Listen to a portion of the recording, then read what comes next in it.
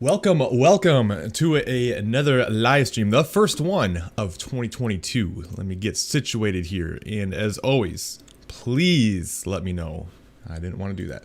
Please let me know if you can hear me. Let me know that everything's working okay, and we'll get into it. So I'm not going to have a topic to talk about because I have quite a few questions already lined up from my earlier posts. So I'm just going to jump right into them, and we'll just handle any questions as they come during the live portion of the feed and kind of take it from there. So I'm excited to get to it. A new year is always a little bit exciting. You know, I got some new goals. Just remember though, if you are starting something fresh, if you're starting something new for the start of the 2022 when you have weight loss goals, just be patient, take your time. It's got to be a lifestyle. Don't go back to anything that you've done in the past that you continually go to and then end up quitting, because then it's not sustainable. Think big picture, and just know you got your whole life ahead of you. Thank you, Teresa. So let's get into it. Like I said, if you have any questions, just feel free to drop them in the live Q&A. So let's go over them here. This first one actually was not a question. It was just a very, very nice comment from Esther. So thank you so much for the very kind words. I really appreciate the kind words on the channel. All right. So, Kristen.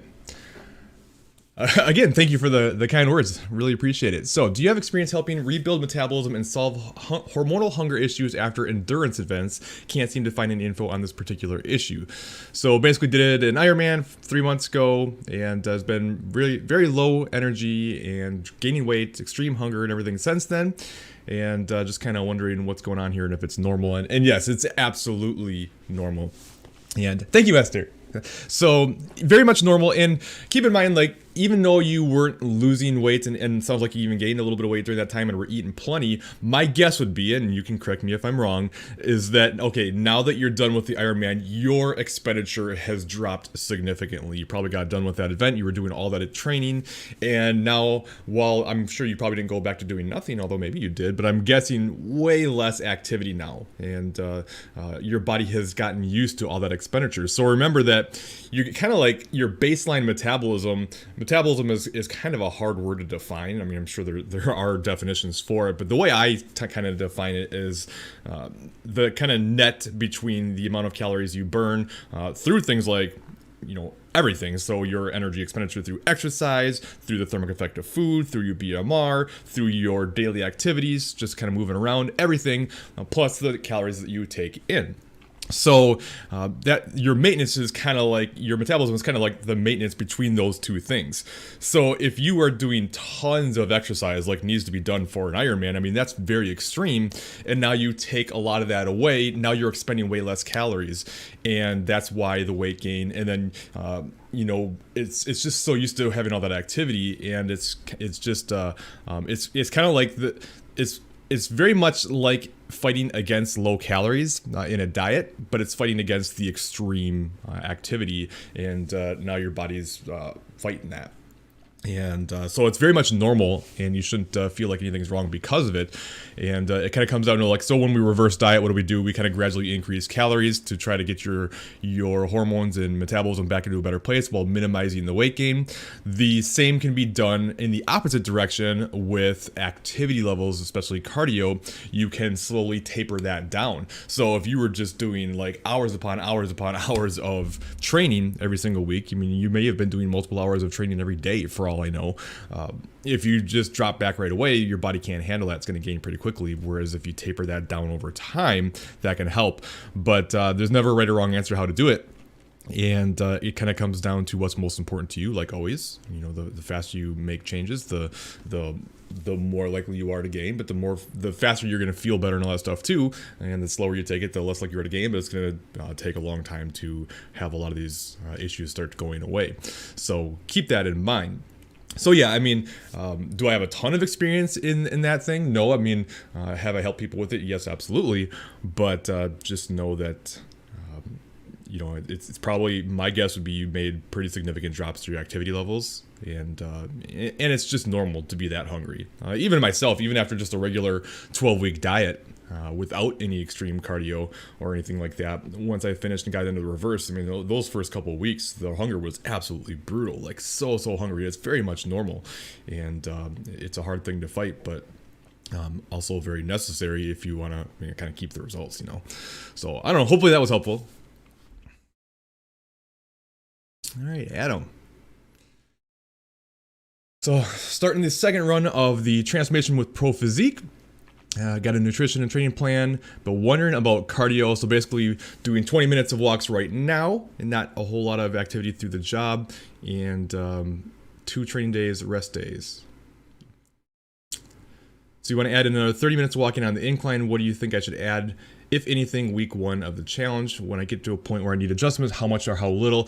So, I mean, much like even with the reverse, it's the same kind of a thing. Like, what do you prefer? Do you want to do more activity to be able to eat more calories, or do you want to eat less calories to be able to do less activity? So there's no right or wrong answer. It kind of depends on what you like and what you prefer. So you can make bigger drops in calories and smaller increases in cardio, or you can make bigger increases in cardio and smaller drops in calories. And there's no necessarily right or wrong answer. But I mean, if you're starting with 20 minutes, and if you want to add in like 10 minutes daily or something like that, so you're just kind of getting a little bit, but you can. I would probably make a little bit bigger adjustment, maybe 20 minutes or so, just to kind of get things moving. And then as you hit sticking points and make some drops and add in like 10 minutes or so here and there. But it kind of depends on how much you have to lose and how long you plan on doing it and all those types of things. So again, there's never a right or wrong answer, and there's not like a one set approach that has to be done, or like a textbook of like, okay, this is exactly how you do it. Everyone's different, and everyone responds differently too. Like some people do much better with increases in activity. Some people like to or don't do it so well, and they do better with calorie drops, and knowing yourself and how your body responds and how well you are able to stick to those plans is what really matters. So but yeah, I mean, typically in the beginning stages of a cut, you need to make more significant changes just to make sure you elicit that response, and then you make smaller little tweaks here and there to keep the process going when you do hit plateaus. So hopefully that was helpful. All right, looks like we got a couple of questions coming here. Let me get over to my normal screen.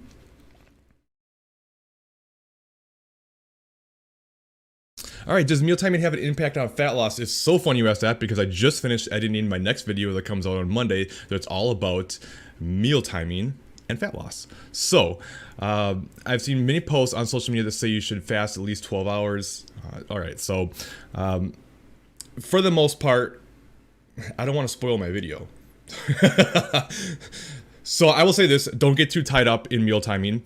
But watch for my video on Monday. It's going to come out, and it's going to go over like 5 different studies and what they show versus, a shortened eating window, a larger one, 3 meals versus 6 meals, 2 meals versus 6 meals, 3 meals versus 14 meals, a whole meta-analysis that dives into how much it matters with meal timing when you equate things like calories and protein. So that video is coming out Monday, 10 a.m.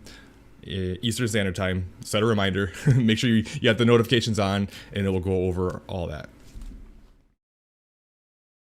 What would be the first step to an obese, sedentary woman weighing 400 pounds needing to lose 200 pounds of fat? So I think you had a question in here too, pretty much the same thing. Let me go over there real quick. Where were you? Yeah, just so I handle it all at once. So basically asking if morbidly obese should approach fat loss differently than people who are overweight or lean, and had RD say only do about 2 pounds per week, and then some online calculators that say something else, and what should we do, and all that type of stuff. So I mean, again, there's not a right or wrong answer, but for and this is not medical advice, and the thing is, when someone who's morbidly obese and has a lot of weight to lose like that, one of the things we can't ignore is the fact that getting weight off is going to be very important just for overall health, if nothing else. Whereas someone who's already leaner, that's not much of an issue anymore. It's just, okay, I'm maybe trying to get in better shape or whatever. But getting weight off is the best thing you can do when you're very overweight to improve health markers and stuff, at least based on what I've seen. And so the thing is, when you have that much weight to lose, you can be more aggressive and you can lose weight faster without some of the more negative consequences that would come from someone who's leaner. I mean, you're probably not going to lose any muscle, and if you're training, you're probably going to build some muscle. you don't have to stick within. So normally I recommend don't lose more than about 1% of your weight on average per week. When you have that much weight to lose, and you can easily go up to 2.5%. Doesn't mean you have to lose that fast, and there's still benefit of taking a slower approach because it's less restrictive. You'll be able to do it longer without feeling more run down and things like that. But there can be a lot of value when you have a lot of weight to lose to be a bit more aggressive and see some faster weight loss, if for no other reason, just for the motivation that comes with seeing better results, and like I said, the health benefits. And I actually did a video recently about this. I think it was last week. So if you haven't seen it, check out my most recent, or 2 videos ago, whatever it was, about losing weight fast, and what the difference is and what you can do in order to get things going when you want to lose weight fast, especially if you have a lot of weight to lose. So check that one out.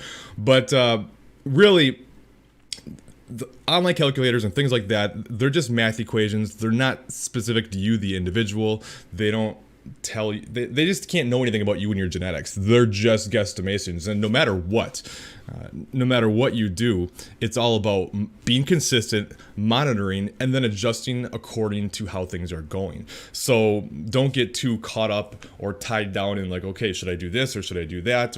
And not starting because you're worried about doing the wrong thing. Start, see how things go, and then you can adjust accordingly based on that. But the thing is, when you have that much weight to lose, just becoming more active, going out on walks and doing some strength training and monitoring your calories more. I mean, you should, in theory, be able to see some nice results. So, the problem with slower results when you have that much weight to lose is it can feel like it's impossible, like you have so far to go that it's never going to happen, and that can be very demoralizing. So that's where a bit faster of an approach can make more sense. If you think about 2 pounds a week, that's 100 weeks if you were to lose each week that much, and it's just never going to go exactly according to plan. But my biggest advice to you is still, even though it's okay to lose faster, stay patient, think big picture, and understand that it's going to take multiple phases of this to get to where you want to be. Like I hate to be the bearer of bad news, but you're probably not going to lose 200 pounds in this fat loss attempt.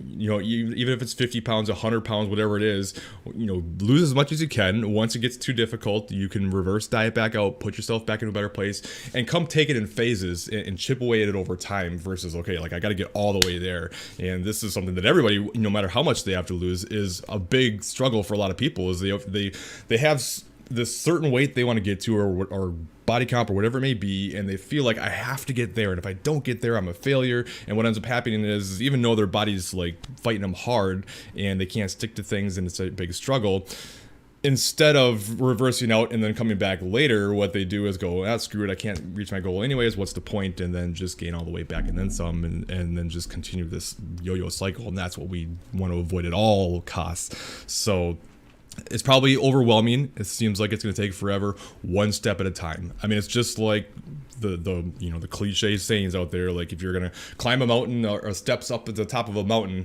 if you look up from the bottom and you look to the top and go, holy crap, like I'm never going to get there. It's too far. It's going to be too much work.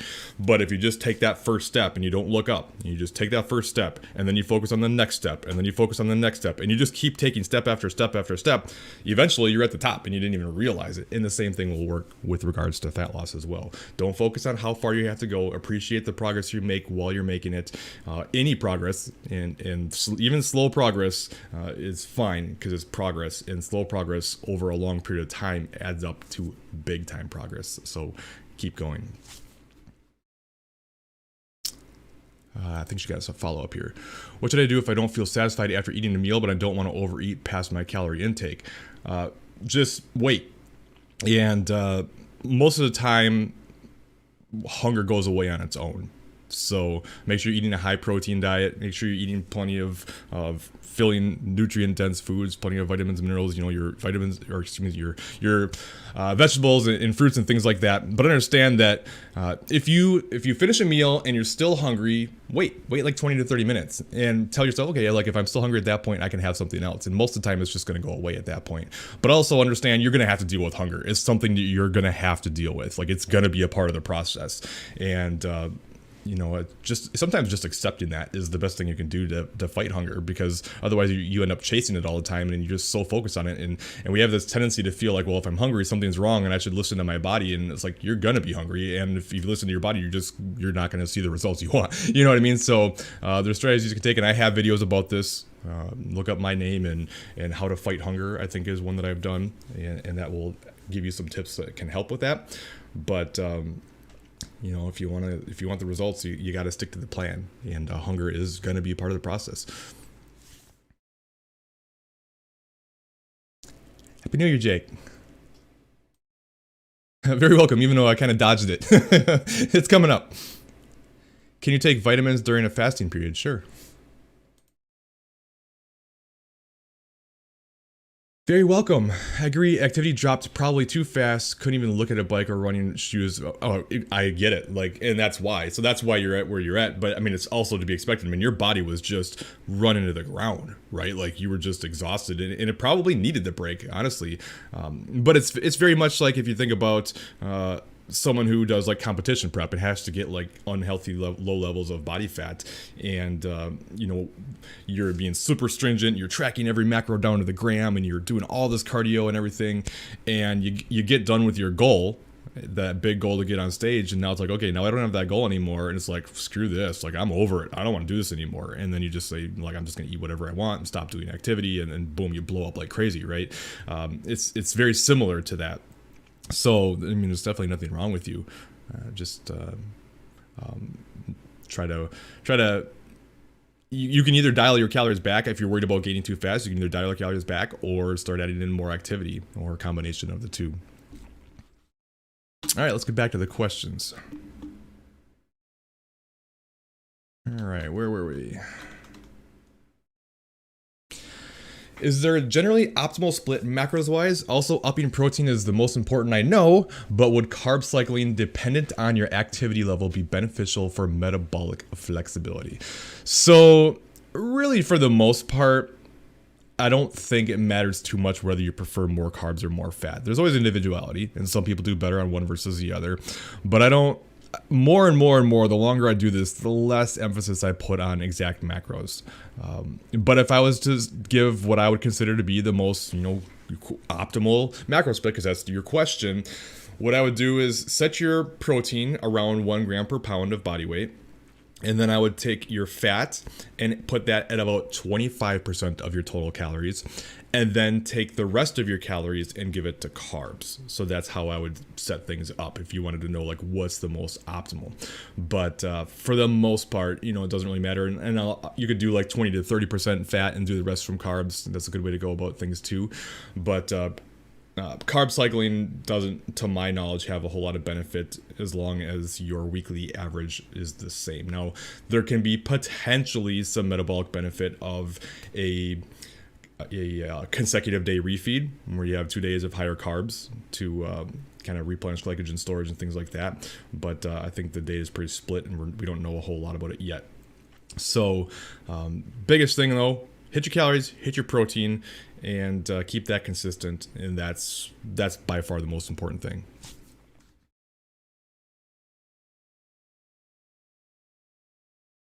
If your clients are battling some sort of illness or sickness, like an upper respiratory infection, what would you recommend to them for workouts? Take the time off completely, better, or push through? Depends on the illness itself. If it's something very serious, then you want to take the time off and allow the body to recover. And we don't want to do anything to delay that recovery or set you back. And again, this is not medical advice. Just got to throw that out there. But yeah, so if you got a fever or something that's really kind of got you in a bad way, just take the time off. Like, you're never going to make a big difference in a week or whatever, taking some time off. And you may be worse off not taking the time off if you make things worse because your body can't properly recover from what it's going through. But if you just have like a regular cold or whatever, and it's not too bad, you're not running a fever, and you have decent energy and stuff, but you kind of got the sniffles, go through, like, get it done. You know what I mean? Obviously protect other people and don't get other people sick, but at that point, I think it's fine to work through it. And everyone's got to know their own kind of threshold too. And biggest thing though is, if you're making yourself worse, then just stop. and don't get too caught up in it. So something like an upper respiratory infection, you probably want to take some time off, would be my guess. And then you want to ease back into it too. Like once you're starting to feel better, don't just start going balls to the walls right away again. Take your time, ease back into things, leave a few reps in the tank and ease into the cardio. And then if things start going well, then you can start dialing it up when you're feeling 100%. But if you just go too hard too soon, you're going to delay that recovery, which you don't want to do.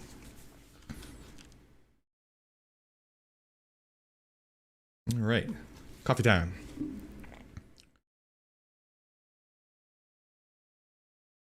All right, been using a total gym mostly for lower body workouts and wondering if it replaces doing standing squats. Can the machine replace handheld weights, etc.? So, it's fine. Like, squats are great, but they're not magic and they don't have to be done. They're a great, it works practically every muscle in your body and they're really good, but you don't have to do them to get results. I haven't done squats and deadlifts in a long time personally, but, I think I don't know a lot about the total gym, but based on memory, I believe it's kind of more of like a leg press kind of a motion, which is kind of a good alternative to squats. Let's look it up. Let's have a little fun. Total gym.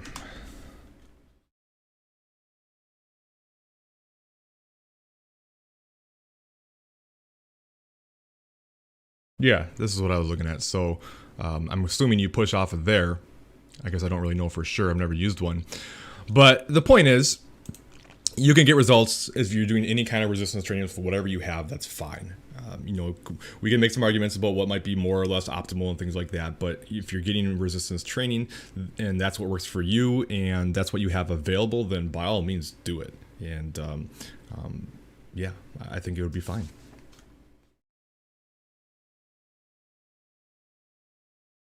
All right, working with a coach for over a year, got to my goal weight, the leanest I've ever been, started reverse dieting with a different coach, and about 6 months in and up 25 pounds, nothing fits. She keeps telling me to trust the process and that we're doing the right thing. It's been difficult to look at myself this high weight, and she says we're still not ready for a dieting phase, and I don't know if I can mentally handle this reverse anymore. Thoughts on if I'm doing the right thing or should switch coaches or trust the current one. That's a tough one. The way I'm looking at it, without having all the details, is it kind of feels like your current coach is treating this reverse like you have a long history of dieting and your metabolism's in a bad place and you need to get yourself into a really good place metabolically before you can diet again. But that doesn't appear to be the case. I mean, you said that you got the leanest you've ever been, and you were in a good place. At that point, we're not trying to force something to put you into a better position to be able to cut again. At that point, you're more trying to retain your results, and there's no need to force so much weight gain. And I think this is a common mistake a lot of coaches make, is they'll do some kind of like Mueller equation or whatever else and say, okay, like you have to get to this certain amount of calories, and it's like, that's not necessarily the case. That's not necessarily true, because everyone's different, and your personal genetics may dictate that you can't get that high. Let me get rid of this. Everyone's got a certain baseline genetic potential for their calories, and while some sort of equation may say, for instance, you should maintain your weight on 2,200 calories. Well, for you, the individual, you may only be able to maintain your weight at most on 1,600 or 1,700 calories. You don't know. You can't go off of that because everyone's so different. So if that's how that person is, and you try to force that person to a certain amount of calories because that's what the math or that's what the textbook or whatever else says, man, they're just going to keep gaining until they gain enough that now becomes their new maintenance. And then you have so much more work to do to get back down again afterwards. And it's like, man, it's a tough situation. So to me, the first conversation should be, okay, well, like, can we at least dial me back to get to whatever my maintenance is right now and just hold that versus just continuing to gain unnecessarily. Whether you should still be with that coach or not, I can't make that decision for you.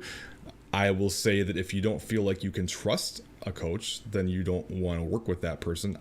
Whether you do or don't is up to you, and I'm not saying you should or shouldn't. And again, I'm only hearing this part of things. I don't know the whole situation, but it is concerning to me to force that much after you were already in great shape. And it doesn't mean there aren't times that, like, she's probably right that you're not ready to cut at this point yet, because you said it was, what, a year? Not really sure. So I think you said that you were cutting for a year, and now it's been 6 months. So, I mean, it would be right on, like, teetering on, it'd be dangerous to try to cut at this point, so I probably wouldn't recommend it. But it's tough. It's tough, and I'm sorry that you're having a hard time here. Listen to your gut, trust your own judgment, and if you feel like this person isn't listening to you, if they're not taking what you have to say seriously, or not giving you good feedback and explaining in detail why they're doing things the way they're doing them and things like that, then it might be time to switch. But obviously completely up to you.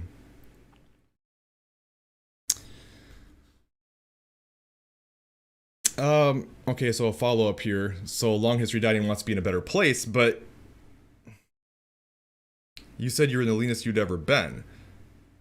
So that, to me, that's just different. You know what I mean? That's different than I've been up and down and up and down and up and down and up and down, and I can't get anywhere. Okay, now we need to take the time to put you back into a better place. You already saw great results, and now it's time to, yeah, maybe you want to diet more, but we want to get you out and try to minimize weight gain as much as possible. Let me do a little math here.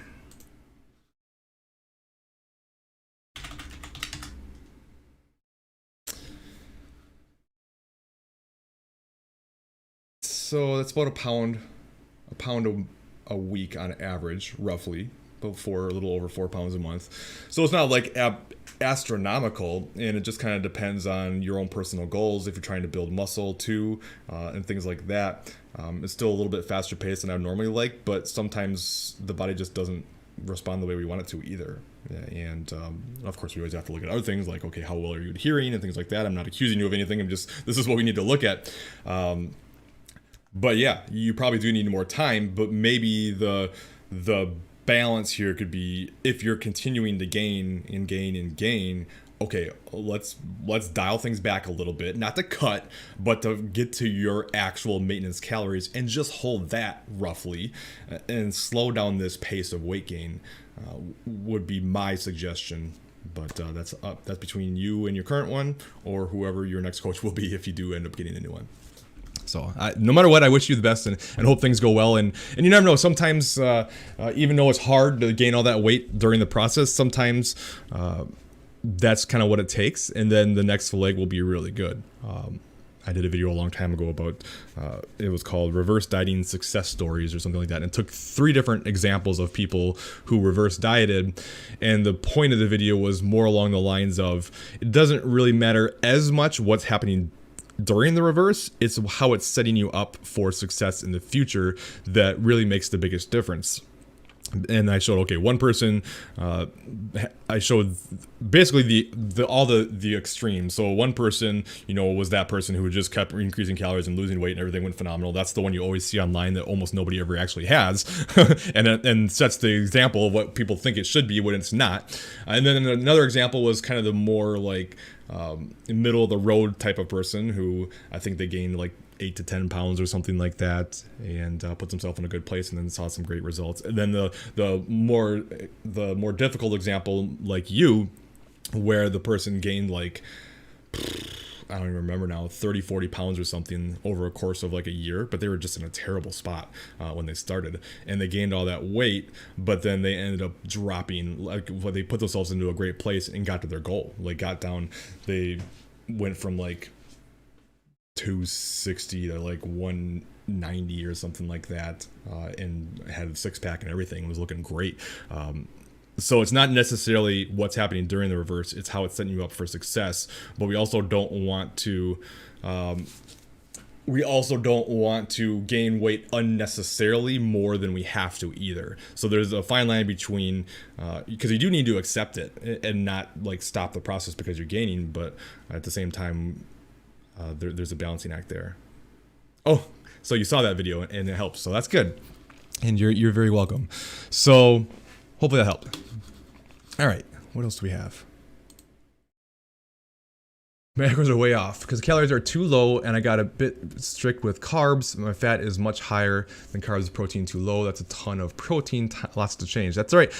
Natasha, assuming you're the Natasha I think you are, I think we're about to start working together. So I'll help you with all that. But if you're not, then yeah, definitely start getting that protein up. And yeah, don't get too tied up in the carb and fat thing. Like this whole like carbs are the devil thing. Like I want it to die so bad, but it just won't. So we'll just keep fighting the good fight. But carbs are great. Carbs are your friend. And yeah, don't be scared of them. And again, like I said, don't get too tied up in exact calories. Now, at the same time, you said calories are really low. The lower your calories are, the more value there is in looking at each macro, just because we want to make sure you have a sufficient amount of everything. You want to make sure you have enough fat to support your hormones and digestion and nutrient uptake and things like that. You want enough carbs to fuel the body to have some energy and perform and things like that. As calories get higher, it becomes less and less and less important, because especially when you get to like the end of the reverse, where you're in a great place metabolically, hormonally, you have lots of flexibility, like you're going to have enough pretty much no matter what. And at that point, it really doesn't matter. So, I mean, it's a balancing act. All right, next. Already got that one. Sorry if you asked this question, but it's about body weight and set point. My body always goes back to 135. Does this give me an indication of what kind of calories my body likes? Also, I guess what I'm looking for is knowledge about body weight at set point. So it doesn't necessarily give you an indication of what calories your body likes, because that's going to kind of be dependent upon where you're at that point, kind of metabolically and hormonally and everything.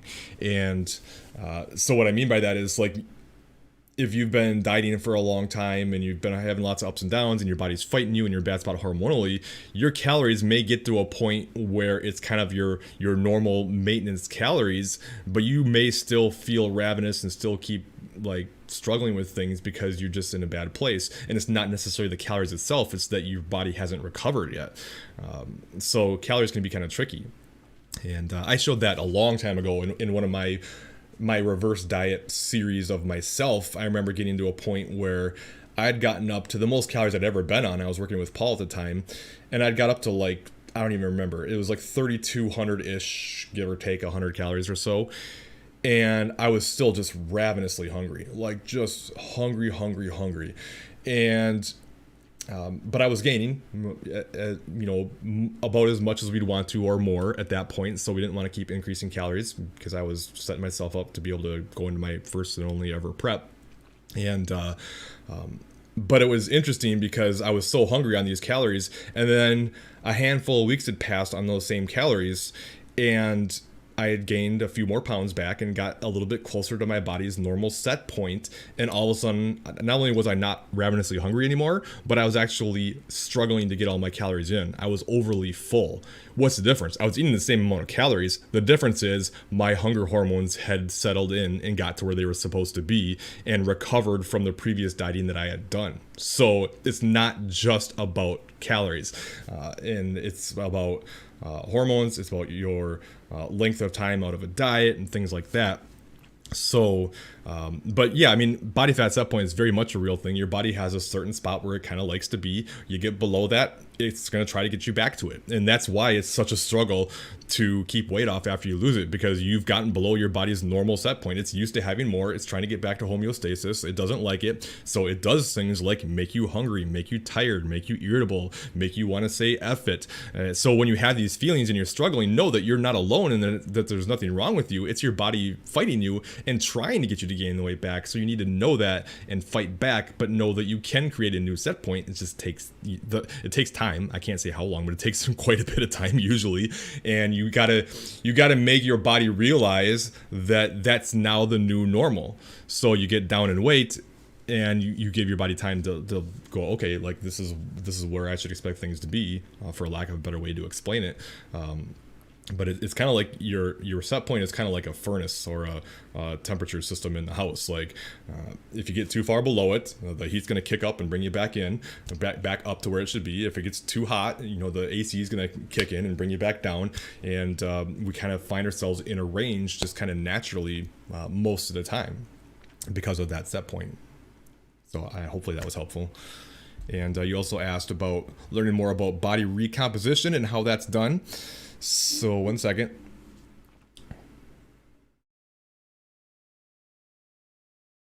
So body recomp is not very likely for experienced lifters. There's basically 3 scenarios where recomposition can be a pretty likely thing to happen. And if you don't know what body recomposition is, it's basically where you stay around the same body weight, but you look different. You have more muscle and you have less fat, therefore you look much better, but you have the same rough body weight, which is why one of the reasons why we don't want to get too caught up in body weight and only look at that. Because if you're training like you should be and you're building muscle, then you may, each time you diet down, you may actually diet down to even higher body weight levels, but look even better each time because you have more muscle. And that's what's most important, not the number on the scale. It's the look that you're after. But the 3 scenarios where recomposition are more likely to happen is 1, you are completely brand new to training. So you've basically never lifted in your entire life. And now you start picking up weights and you start lifting. The training response is very powerful.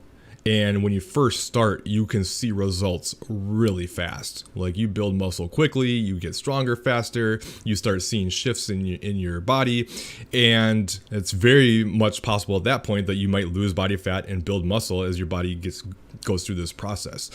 The other scenario would be if you took a long layoff from training. So maybe you have been a lifter for a long time, but now the last year something happened in life and you got away from it, and now you're coming back again.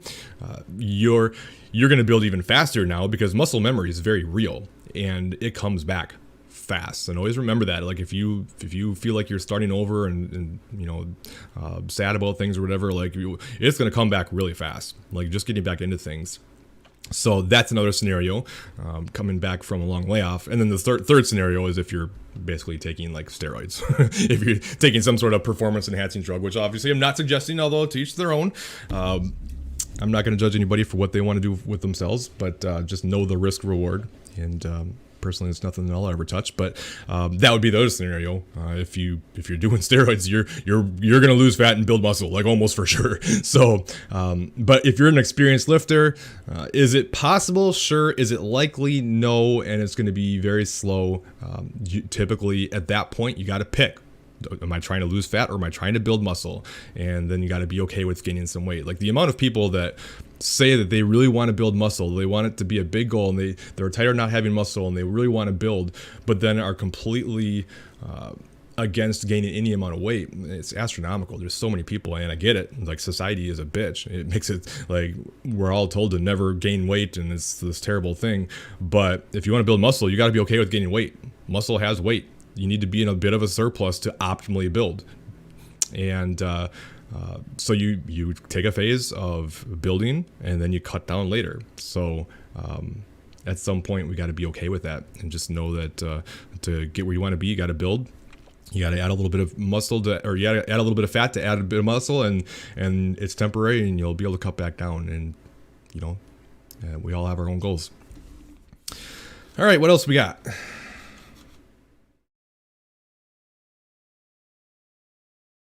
Which measurements are females? Oh, wait, I can't read this. Basically, which measurement should females expect to increase and decrease when building muscle and losing fat accordingly? So basically, that kind of ties in with what I just was talking about with recomp. That unless you're new, you're probably not gonna do both at the same time. So as far as measurements, well, first of all, let me address the female thing. It's not really any different for females and males, like pretty much across the board. Like there's no female diet and female training program. Like it works the same way. Obviously, men are able to build muscle and generally lose fat faster, but it still works in the same way. And as far as measurements go, so like fat when we're looking at body fat, the best measurement is waist. And when I say waist, I mean around your belly button, because that's basically going to be all body fat there. The other measurements, like around your arms, around your thighs, and even around your hips, glutes, that's going to be a combination of body fat and muscle that can change that measurement. So, that's what you're looking for, but understand that in the building phase, all measurements are going to go up. In a cutting phase, all measurements are going to go down. So some people will get really tied up in that and say, "Oh crap! Like I'm losing from my hips, or I'm losing from my thighs. I'm losing all this muscle." It's like, well, no, not necessarily. You're probably you're losing fat from that area too. So we got to know either direction. It's going to go up or down depending on what your specific phase is. But what's going to tell you better than anything is what you're seeing in the mirror. So hopefully that was helpful. I think that was it. So any other questions? I don't see anything now. I'll give it a minute or two. Let's see. Here's one. Hold on a second.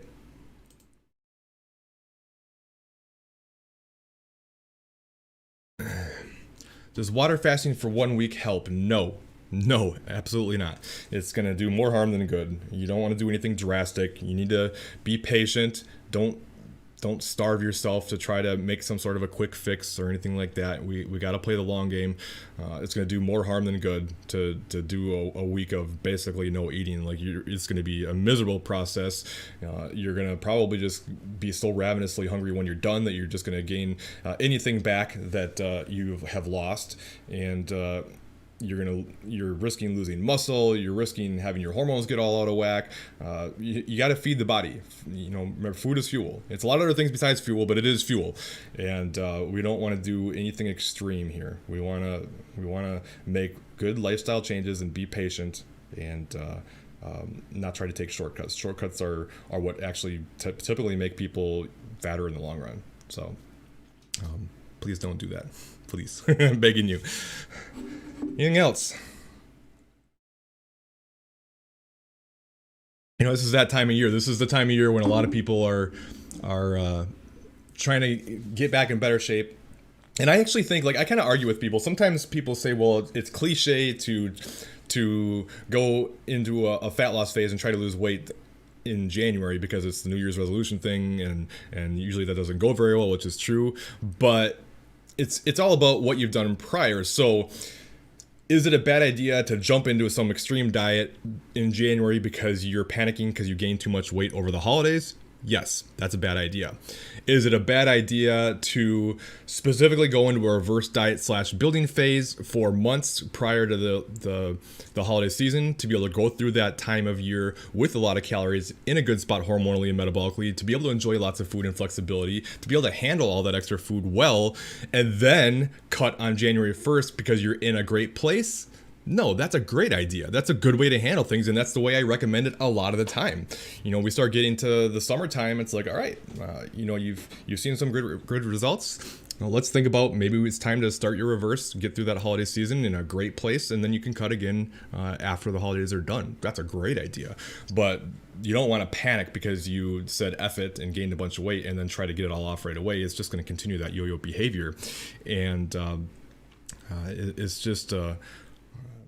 it's something that just wrecks so many people, and we look for the quick fix and the short-term solutions. They just don't exist. They really don't. And I just really want to encourage anyone out there that is making some changes. It's great. I'm not saying don't do New Year's resolutions, and I'm not saying that you shouldn't try to lose weight and anything like that. What I'm saying is you got to think big picture, and you have to look at the whole, the rest of your life and go, can I sustain this? Will I be able to do this for the rest of my life? And understand that you just can't do something extreme until the weight's gone and then go back to the way things were, because you'll just gain it back and then some, and then you'll be in a worse spot than you were before you even started, both body fat wise and metabolically speaking, so that when you try to diet again later, it's even harder and harder and harder each time.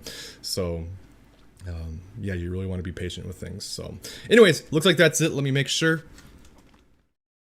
Yeah, that's it. So Thank you for tuning in. If you are interested in online coaching to help you through the process, if you're looking to lose some fat, please go to my website, ColinDeWaayTraining.com, fill out this application here. Hold on a second. Let me get rid of me somehow. Come down here to sign up now. Comes with a 30-day guarantee, and that means that within the first 30 days, if you decide it's not for you, then you can get your money back. So there's really literally no risk, and please don't be the person who tries to do it on their own January 1st and then does something crazy extreme and then completely destroys their metabolism and then comes to me 3 months later from a horrible place, and then we've got to undo all that. Do it right the first time, you know what I mean? So fill out that application. If you do, check your email, and if you don't hear a response from me within the first 24 hours, then it probably went to your spam mail, and check that, and it will almost for sure be in there. So yeah, any questions, just leave them in the comments of this video if you're watching on replay or anything else. Like I said, video coming out Monday about meal timing. Watch for that, and let's make this a great year. Take care, guys. Well, let me find the end button here.